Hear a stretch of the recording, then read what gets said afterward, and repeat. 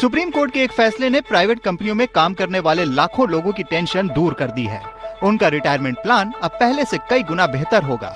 अब कई गुना बढ़ जाएगी आपकी पेंशन।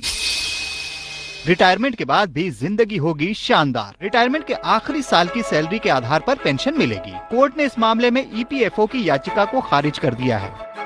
सुप्रीम कोर्ट ने केरल हाईकोर्ट के फैसले को बरकरार रखा है। केरल हाईकोर्ट ने कर्मचारियों को उनकी पूरी सैलरी के हिसाब से पेंशन देने का आदेश दिया था। टीटीसी के रिटायर्ड कर्मचारियों को दिल्ली सरकार का तोहफा। रिटायर्ड कर्मचारियों को बकाया पेंशन मिली। दिल्ली सीएम केजरीवाल ने घोषणा की। पेंशन धारकों के लिए बड़ी खबर। पेंशन बढ़ोतरी का इंतजार कर रहे लाखों पेंशन धारकों का इंतजार आखिरकार खत्म होने जा रहा है। उन सभी की पेंशन बढ़ोतरी को लेकर, एरियर को लेकर, 18 महीने के बकाया डीए एरियर को लेकर, साथ ही पीपीओ को लेकर, कम्यूटेशन की बहाली को लेकर सुप्रीम कोर्ट का बड़ा आदेश आया। इसको लेकर आज की इस वीडियो के अंदर बात करने वाले हैं। साथ ही साथ दोस्तों बात करने वाले हैं इस महीने की पेंशन के साथ साथ पेंशन धारकों को शानदार तोहफा मिलने जा रहा है। इसी के साथ दोस्तों बात करेंगे वित्त मंत्री निर्मला सीतारमण ने पेंशन भोगियों के लिए किया बड़ा ऐलान। लाखों रुपए की पेंशन और एरियर आप भी मंगवा सकते हैं घर बैठे। तो दोस्तों आखिरकार क्या बड़ी खबरें पेंशन धारकों के लिए निकलकर सामने आ चुकी है, इसको लेकर आज की इस वीडियो के अंदर बात करेंगे। इसलिए आप सभी से निवेदन है कि वीडियो को लास्ट तक देखें, जिसमें हम जानेंगे कर्मचारियों और पेंशन धारकों की arrear, gratuity pension, PPFO, commutation की बहाली पर क्या बड़ी खुशखबरी आई है। साथ ही साथ दोस्तों सरकारी कर्मचारियों को बड़ा तोहफा, वेतन में बढ़ोतरी का ऐलान, पेंशन धारकों को भी मिलेगा लाभ। जहां दोस्तों पूरी डिटेल के साथ इस वीडियो के अंदर जानने वाले हैं। इसलिए आप सभी से निवेदन करते हैं कि दोस्तों वीडियो को आप लास्ट तक जरूर देखिएगा। साथ ही अगर हमारे चैनल पर पहली बार विजिट कर रहे हैं तो दोस्तों हमारे चैनल को सब्सक्राइब जरूर कर लीजिएगा। तो चलिए बिना किसी देरी के वीडियो के अंदर खबरों का सिलसिला शुरू करते हैं। सबसे पहले जानते हैं दोस्तों वित्त मंत्री निर्मला सीतारमण ने आप सभी पेंशन धारकों के लिए बड़ा ऐलान किया है। जहां दोस्तों लगातार पेंशन भोगी अपनी बकाया पेंशन और लाखों रुपए के बकाया एरियर को लेकर टेंशन में रहते हैं, जिसको लेकर लगातार शिकायतें मिल रही थी। इन शिकायतों का समाधान करने को लेकर दोस्तों वित्त मंत्री ने बड़ा कदम आप सभी के लिए उठाया है। जहां दोस्तों पेंशन भोगियों के लिए जारी किया टोल फ्री नंबर। जहां दोस्तों टोल फ्री नंबर पर आप कॉल कर सकते हैं, अपने शिकायत कर सकते हैं और शिकायत के बाद दोस्तों आप सभी के मुद्दे को उठाया जाएगा, जिसके बाद आप सभी की पेंशन और लाखों रुपए का बकाया एरियर आप सभी के खाते में ट्रांसफर किया जाएगा। इसको लेकर बड़ी खबर आ रही है। तो टोल फ्री नंबर से आप संपर्क कर सकते हैं और दोस्तों आप सभी अपनी पेंशन बढ़वा सकते हैं। वहीं दोस्तों कर्मचारी भविष्य निधि संगठन का बड़ा अपडेट निकलकर सामने आ चुका है। पेंशन धारकों के लिए पिछले 2 दिन से शुरू हो चुके हैं ईपीएफओ निधि आपके निकट 2.0 कैंप। देश भर के जो परेशान पेंशन धारक हैं वो इन खास शिविरों के अंदर जाकर अपनी पेंशन से जुड़ी सारी समस्याओं का समाधान निकाल सकते हैं, जो कि देश के अलग अलग कोनों में लगे हुए हैं। जी दोस्तों कर्मचारी भविष्य निधि संगठन से यह आप सभी के लिए बड़ी राहत निकल कर आ रही है।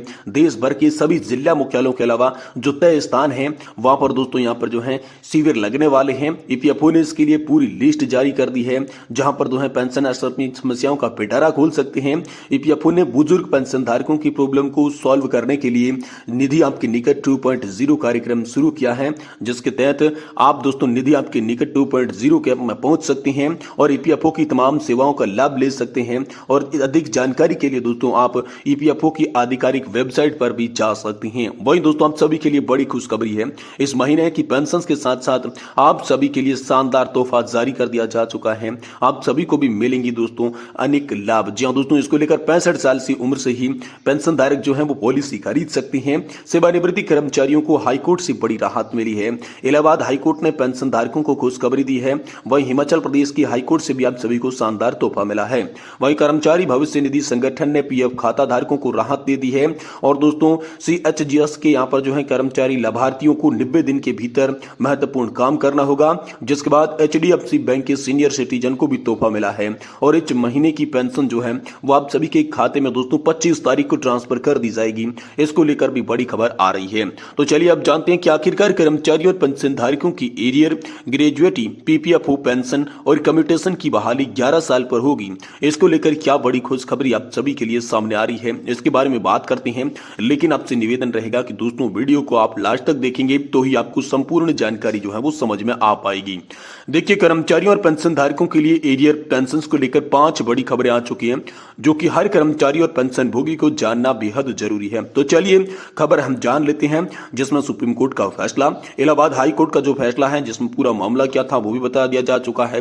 कम्यूटेशन की बहाली 11 साल पर कैसे होगी, पेंशन भोगी अपने पीपीएफओ में क्या आवश्यक सुधार करवा सकते हैं, और दोस्तों सीजीएचएस लाभार्थियों के लिए क्या बड़ी खुशखबरी है। इन 5 टॉपिक्स के बारे में दोस्तों आज की इस वीडियो के अंदर चर्चा करने वाले हैं।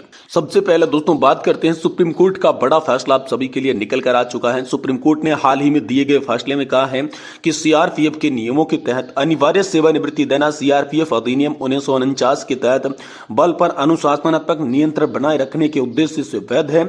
आपको बता दूं कि दोस्तों सीआरपीएफ के हेड कांस्टेबल संतोष कुमार तिवारी के ऊपर आरोप था कि उसने अपने सहकर्मी पर हमला किया था। जांच के बाद अधिकारियों को 16 फरवरी 2006 को उसे अनिवार्य सेवानिवृत्ति दे दी। इससे व्यवस्थित होकर उसने विभागीय अपील दायर कर दी। 28 जुलाई 2006 को इसे भी खारिज कर दिया गया। इसके बाद यह मामला सुप्रीम कोर्ट गया था।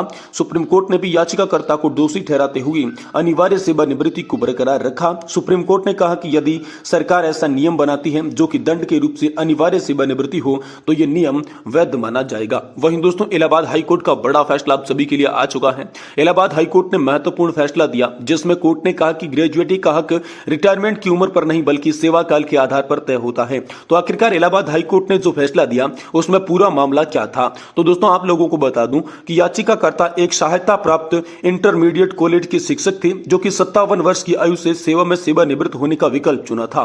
सेवारत शिक्षक के लिए यह नियम था कि जो लोग 10 वर्ष की अधिकारी सेवा पूरी नहीं करते वो पेंशन के हकदार नहीं हैं, जबकि वे 60 वर्ष की आयु रिटायर होते हैं तो विकल्प नहीं चुनते हैं। याचिकाकर्ता इस संयुक्त आदेश के दायरे से बाहर होने के कारण ग्रेजुएटी का पात्र नहीं था। इसके बाद यह मामला जिला अल्पसंख्यक कल्याण अधिकारी के पास भेजा गया। जिला अल्पसंख्यक कल्याण अधिकारी ने अपना पक्ष रखते हुए कहा कि मौजूद नियमों के अनुसार ग्रेजुएटी केवल उन्हें दे की जाती है जिन्होंने 60 वर्ष की आयु में रिटायर होने का विकल्प चुना है। उसके बाद यह मामला इलाहाबाद हाईकोर्ट में गया, जिस पर कोर्ट ने कहा कि जहां पर व्यक्ति किसी के पास 60 वर्ष की बजाय 62 वर्ष की आयु में रिटायर होने का विकल्प है तो इससे उनकी ग्रेजुएटी पाने का अधिकार समाप्त नहीं होगा।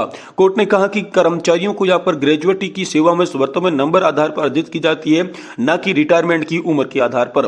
वही दोस्तों कम्यूटेशन की बहाली 11 साल पर। जी हां दोस्तों, पंजाब और हरियाणा हाईकोर्ट ने कम्यूटेशन को लेकर बहुत ही बड़ा फैसला सुनाया है। कोर्ट ने दोस्तों राम स्वरूप जिंदल के मामले में सुनवाई करते हुए कम्यूटेशन की बहाली की अवधि 15 साल से घटाकर 11 साल होनी चाहिए, क्योंकि 2006 से ब्याज दरों में गिरावट आ रही है, जो कि 2010 में 8 थी, वर्तमान में 7 के आसपास है। इस प्रकार की गणना किया जाए तो दोस्तों कम्यूटेशन की वसूली 10 साल 8 महीने में हो जाती है। इसलिए कम्यूटेशन की बहाली 15 साल से घटाकर 11 साल किया जाए। इस पर दोस्तों पंजाब और हरियाणा हाईकोर्ट ने भविष्य की वसूली पर रोक लगाने के आदेश पारित कर दिए हैं। वही दोस्तों पेंशन भोगी अपने पीपीएफओ में करवाए सुधार। जी हां दोस्तों, अगर आप पेंशन भोगी हैं तो अपने पीपीएफओ चेक कर सकते हैं। इसमें कुछ गड़बड़ी है तो आप सुधार करवा सकते हैं। एंट्री होने के कारण आपको गलत पेंशन मिल सकती है। इस तरीके के केस सामने आया जिसमें पेंशन भोगी को 1,70,000 रुपए का नुकसान हो गया। काफी संघर्ष के बाद पेंशन अदालत के माध्यम से उनको एरियर का भुगतान किया गया। आपको बता दूं कि रामलाल केसरवानी 28 फरवरी 2011 को सेना से रिटायर्ड हुए थे। पीपीएफओ में गलत प्रविष्टि के कारण गलत पेंशन मिली। हालांकि उनका पीपीएफओ रिजर्व किया गया था, लेकिन तारीख गलत प्रविष्ट होने के कारण 21 महीने का बकाया एरियर का भुगतान नहीं किया गया। इस प्रकार अगर पीपीएफओ में कुछ गड़बड़ी है तो आप जल्द से इसे सुधार लें। वहीं दोस्तों सीजीएचएस लाभार्थियों के लिए बड़ी खुशखबरी है। जी हां दोस्तों, लोकसभा चुनाव की समाप्ति के बाद पेंशन भोगी जून में सीजीएचएस से अतिरिक्त निदेशक के चैम्बर का घेराव करेंगे। पेंशन भोगी संगठनों की मीटिंग रांची जीपीएफओ प्रांगण में हुई। इसमें पेंशन भोगियों ने तय किया कि जून में सीजीएचएस के साथ अतिरिक्त निदेशक चैम्बर का घेराव किया जाएगा। पेंशन भोगियों की बहुत सारी समस्याओं का समाधान अभी तक नहीं किया गया है। साथ ही दोस्तों सीजीएचएस वेलनेस सेंटर पर उनकी कोई सुनवाई नहीं है, मेडिकल बिल लंबित है। इन सब मुद्दों को लेकर जून में दोस्तों सीजीएचएस के साथ अतिरिक्त निदेशक के चैम्बर का घेराव किया जाएगा। वहीं दोस्तों सरकारी कर्मचारियों के लिए बड़ा तोहफा है। वेतन में बढ़ोतरी का ऐलान हो चुका है। पेंशन धारकों को भी पेंशन मिलेगी बढ़कर, क्योंकि दोस्तों डीए को लेकर एक बार फिर से आप सभी के लिए बड़ी खबर आई है। इसके साथ साथ डीए की बढ़ने की वजह से दोस्तों आप सभी के शिक्षा भत्ता, छात्रावास सब्सिडी और शिक्षा भत्ता में दोस्तों इजाफा किया जाएगा, जो कि 25% माना गया है। तो दोस्तों ये भी नियम आप सभी के लिए लागू होने वाले हैं। केंद्र सरकार डीए बढ़ोतरी का ऐलान आप सभी के लिए जल्द ही कर सकती है।